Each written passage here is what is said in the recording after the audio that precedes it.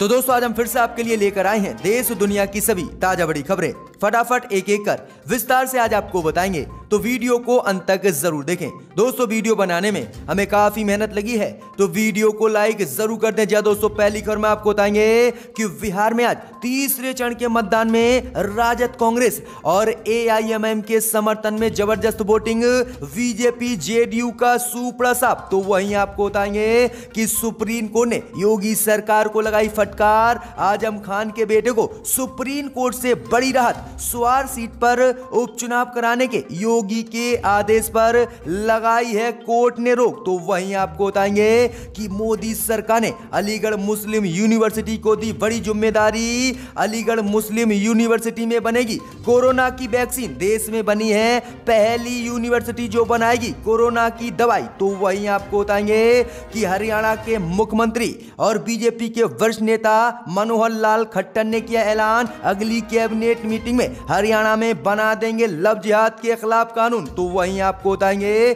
कि दिल्ली हिंसा को लेकर उमर खालिद और शर्जील इमाम पर यूएपीए के तहत चलेगा केस, गृह मंत्री अमित शाह ने दे दी मंजूरी। तो वहीं आपको बताएंगे कि मुंबई हाई कोर्ट से अर्नब गोस्वामी को तगड़ा झटका, अर्नब को नहीं मिली मुंबई हाई कोर्ट से कोई राहत, आज फिर से जेल में कटेगी अर्नब की रात, पूरी तरह से फंस गया मुंबई पुलिस के चंगुल में। तो वहीं आपको बताएंगे कि मध्य प्रदेश में कांग्रेस ने फिर से लगाया बीजेपी पर विधायक खरीदने का आरोप, कहा सत्ता गिर रही है तो खरीदना फिर से चाहती है मध्य प्रदेश में कांग्रेस के विधायक। तो वहीं आपको बताएंगे कि जम्मू कश्मीर में पार्टी कार्यकर्ताओं को संबोधित करते हुए रोने लगे फारूक अब्दुल्ला, बोले अपने लोग का अधिकार बहाल होने तक नहीं मरूंगा। तो दोस्तों सभी खबरों को विस्तार से आज आपको एक एक कर बताएंगे, तो वीडियो को लाइक कर दें। इसी बीच पर तो दोस्तों पहली खबर की ओर जो बिग ब्रेकिंग न्यूज सामने निकल कर आ रही दोस्तों कि बिहार चुनाव के तीसरे चरण के मतदान में राजद, कांग्रेस और एआईएमआईएम के समर्थन में जबरदस्त वोटिंग, बीजेपी जेडीयू के उड़े होश। जी दोस्तों आपको बता दें कि आज बिहार विधानसभा चुनाव के तीसरे चरण की 78 विधानसभा सीटों पर मतदान शुरू हो गया है और भारी मात्रा में बिहार की जनता सुबह सुबह पोलिंग बूथ पर पहुंचकर मतदान भी कर रही है। इस बीच खबर सामने निकल कर आ रही दोस्तों कि बिहार में तीसरे चरण के मतदान में भी बीजेपी और जेडीयू की मुश्किलें बढ़ती हुई दिख रही हैं और भारी मात्रा में राजद, कांग्रेस और एआईएमआईएम को तीसरे चरण के मतदान में वोट मिलने। वहीं आपको बता दें कि बिहार में सीमांचल क्षेत्र में एआईएमआईएम पार्टी को अच्छी मात्रा में वोट मिलने। वहीं उम्मीद जताई जा रही है कि सीमांचल क्षेत्र से लगभग 10 से 12 सीट एआईएमआईएम के खाते में आने वाली है। तो वहीं आपको बता दें कि विकास और रोजगार के मुद्दे पर राजद, कांग्रेस को भी भारी मात्रा में तीसरे चरण के मतदान में वोट मिलने। तो वहीं बीजेपी और जेडीयू का बिहार में तीसरे चरण के मतदान में सुपड़ा साफ होता दिख रहा है। जी दोस्तों ये बड़ी अपडेट आ रही है कि बिहार में तीसरे चरण के मतदान में राजद, कांग्रेस के बाद एआईएमआईएम पार्टी को जबरदस्त वोट मिल रहे हैं। इसी बीच पर तो दोस्तों अगली खबर की ओर तो सुप्रीम कोर्ट से योगी सरकार को तगड़ा झटका, आजम खान के बेटे को सुप्रीम कोर्ट से राहत, स्वार सीट पर चुनाव कराने के आदेश पर लगाई रोक। जी दोस्तों आपको बता दें कि स्वार सीट पर होने वाले उपचुनाव को लेकर आज योगी सरकार को सुप्रीम कोर्ट से तगड़ा झटका लगा है। जी दोस्तों आपको बता दें कि इलाहाबाद हाई कोर्ट द्वारा रामपुर की स्वार टांडा विधानसभा सीट पर उपचुनाव कराने के आदेश पर योगी सरकार के सुप्रीम कोर्ट ने आज रोक लगा दी है। सुप्रीम कोर्ट ने यह फैसला 25 साल से कम उम्र में चुनाव लड़ने के चलते सदस्यता गंवाने वाले आजम खान के बेटे अब्दुल्ला आजम खान की याचिका पर सुनवाई करते हुए लगाया है। समाजवादी पार्टी के नेता आजम खान के बेटे अब्दुल्ला आजम ने बताया कि सुप्रीम कोर्ट में अपील लंबित है, उनकी सीट पर दोबारा उपचुनाव योगी सरकार करा रही थी। इस अपील के मद्देनजर सुप्रीम कोर्ट ने हाई कोर्ट के आदेश पर रोक लगा दी और कहा है कि अभी इस सीट पर उपचुनाव योगी सरकार नहीं कराए और आजम खान के बेटे की उम्र पूरी है और वही इस सीट पर विधायक रहेंगे। यानी सुप्रीम कोर्ट ने योगी सरकार को फटकार लगाते हुए स्वार सीट पर उपचुनाव कराने के आदेश पर योगी के रोक लगा दिया। ये बड़ी अपडेट आ रही है दोस्तों रामपुर से। इसी बीच पर तो दोस्तों अगली खबर की ओर तो मोदी सरकार ने अलीगढ़ मुस्लिम यूनिवर्सिटी को दी बड़ी जिम्मेदारी, अलीगढ़ मुस्लिम यूनिवर्सिटी में बनेगी कोरोना की वैक्सीन। जी दोस्तों, आपको बता दें ये बड़ी खबर सामने निकल कर आ रही है कि जिस तरह से हिंदू संगठन हर वक्त अलीगढ़ मुस्लिम यूनिवर्सिटी को निशाना बनाते रहते हैं और इस यूनिवर्सिटी का नाम बदलने की कोशिश भी कर रहे हैं। इसी बीच खबर सामने निकल कर आ रही है कि आज मोदी सरकार ने अलीगढ़ मुस्लिम यूनिवर्सिटी को बड़ी जिम्मेदारी दी है। अलीगढ़ मुस्लिम यूनिवर्सिटी को मोदी सरकार ने कोरोना की वैक्सीन का ट्रायल करने की अनुमति दे दी है। यानी भारत में अलीगढ़ मुस्लिम यूनिवर्सिटी और जवाहरलाल नेहरू यूनिवर्सिटी में कोरोना वैक्सीन बनाई जाएगी। ये बड़ी अपडेट आ रही है कि मोदी सरकार ने देश की ये दो बड़ी यूनिवर्सिटियों को भारत में कोरोना वैक्सीन बनाने की इजाजत दे दी है और कहा कि आप कोरोना वैक्सीन बनाकर हमें दीजिएगा। जी दोस्तों, ये बड़ी खबर आ रही है कि अलीगढ़ मुस्लिम यूनिवर्सिटी और JNU यूनिवर्सिटी कोरोना वैक्सीन बनाएगी भारत के लिए। इसी बीच पर दोस्तों अगली खबर क्यों, तो हरियाणा की बीजेपी सरकार ने किया ऐलान, अगली कैबिनेट की मीटिंग में लव जिहाद पर बना देंगे कानून। जी दोस्तों, आपको बता दें कि उत्तर प्रदेश के बाद अब हरियाणा की बीजेपी सरकार ने लव जिहाद के खिलाफ कानून बनाने का ऐलान कर दिया है। हरियाणा के मुख्यमंत्री और बीजेपी के वरिष्ठ नेता मनोहर लाल खट्टर ने ऐलान किया है कि राज्य सरकार की अगली कैबिनेट मीटिंग में यह प्रस्ताव पास कर दिया जाएगा और जल्द ही लव जिहाद के खिलाफ कानून बना दिया जाएगा। सीएम खट्टर ने आगे कहा है कि संवेदनशील लोग इसका जरूर समर्थन करेंगे। बता दें कि इससे पहले हरियाणा के गृह मंत्री अनिल विज ने भी ट्वीट कर कहा था कि सीएम MLA खट्टर के नेतृत्व में कैबिनेट लव जिहाद के खिलाफ कानून के प्रस्ताव पर चर्चा कर रही है और जल्दी इसको लाया जाएगा। लेकिन आज हरियाणा के बीजेपी के वरिष्ठ नेता मनोहर लाल खट्टर और हरियाणा के मुख्यमंत्री ने ऐलान कर दिया है कि लव जिहाद के खिलाफ अगली कैबिनेट में ला दिया जाएगा कानून। तो ये बड़ी अपडेट आ रही है कि पहला राज्य बनेगा हरियाणा जो लव जिहाद के खिलाफ कानून बनाएगा। इसी बीच पर तो दोस्तों अगली खबर को, तो बुरी तरह से फंस गया अर्नब, मुंबई हाईकोर्ट से अर्नब को नहीं मिली राहत, फिर से काटेगा जेल में ही रात। जी दोस्तों, आपको बता दें कि रिपब्लिक टीवी के editor in chief Arnab Goswami को फिलहाल मुंबई हाईकोर्ट से कोई राहत नहीं मिली है।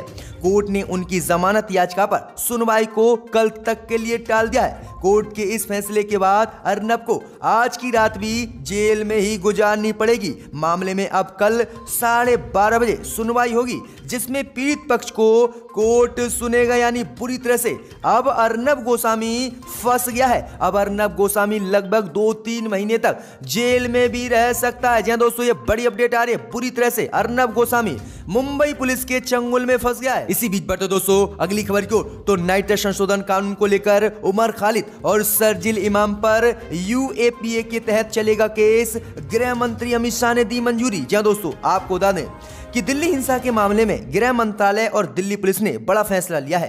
अब गैर कानूनी गतिविधियां अधिनियम UAPA के तहत उमर खालिद और शर्जील इमाम पर मुकदमा चलाने की आज गृह मंत्री अमित शाह ने मंजूरी दे दी है। गौरतलब है कि दिल्ली पुलिस ने हिंसा के मामले में उमर खालिद को UPA एक्ट के तहत गिरफ्तार किया था।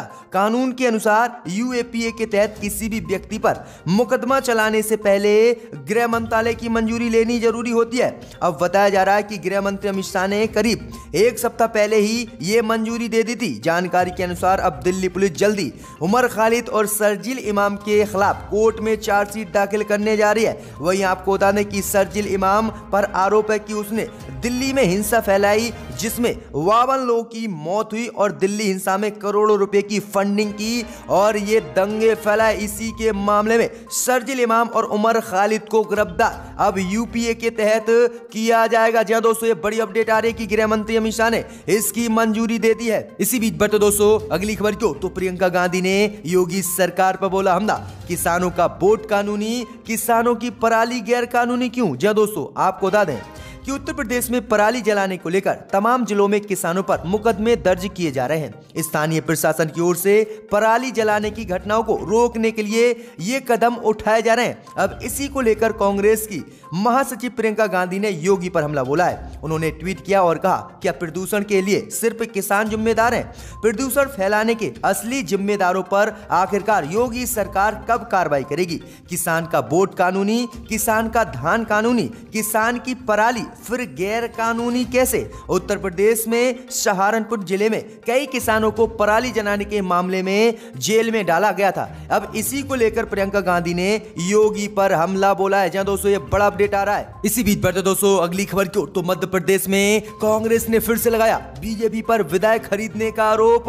कहा अब भी नहीं मान रही है बीजेपी। जहां दोस्तों आपको बता दें कि मध्य प्रदेश में 28 विधानसभा सीटों के लिए हुए उपचुनाव के नतीजे 10 नवंबर को घोषित होने वाले हैं, लेकिन उससे पहले ही सत्ता बचाने और सत्ता में वापसी को लेकर कांग्रेस और बीजेपी में सियासी खींचतान तेज हो गई है। जब दोस्तों खबर सामने निकल कर आ रही है कि मध्य प्रदेश के पूर्व मुख्यमंत्री कमलनाथ ने एक बार फिर से बीजेपी पर आरोप लगाया है। उन्होंने आरोप लगाया है कि फिर से बीजेपी कांग्रेस के विधायकों को खरीदने की कोशिश कर रही है। जब दोस्तों आपको बता दें कि कांग्रेस ने दावा ठोका है कि 28 विधानसभा सीटों में से वह 26 से 27 विधानसभा सीटों पर इस बार जीत हासिल करने वाली है और 10 नवंबर को मध्य प्रदेश में कांग्रेस की सरकार बनने वाली है। इस बीच कमलनाथ ने आरोप लगाया है कि सरकार बनाने के चक्कर में बीजेपी फिर से हमारे 28 विधायकों को खरीदना चाहती है। जब दोस्तों ये बड़ा आरोप उन्होंने लगाया है। उन्होंने कहा कि अब हम चुनाव आयोग जाएंगे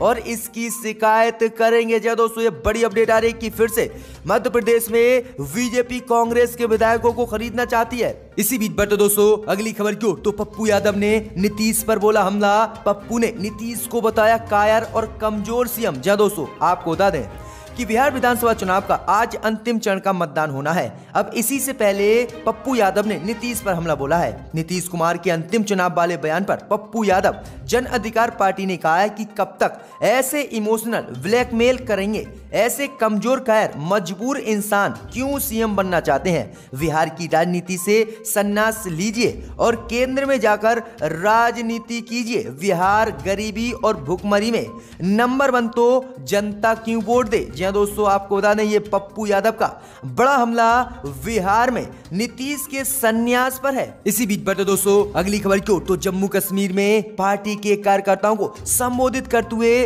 रोने लगे फारूक अब्दुल्ला। बोले मैं अपने लोग के अधिकार के बहाल होने तक नहीं मरूंगा। जहां दोस्तों आपको बता दें कि जम्मू कश्मीर के पूर्व मुख्यमंत्री और नेशनल कॉन्फ्रेंस के नेता फारूक अब्दुल्ला ने अनुच्छेद 370 हटने के बाद पहली बार अपनी पार्टी के कार्यकर्ताओं को संबोधित किया।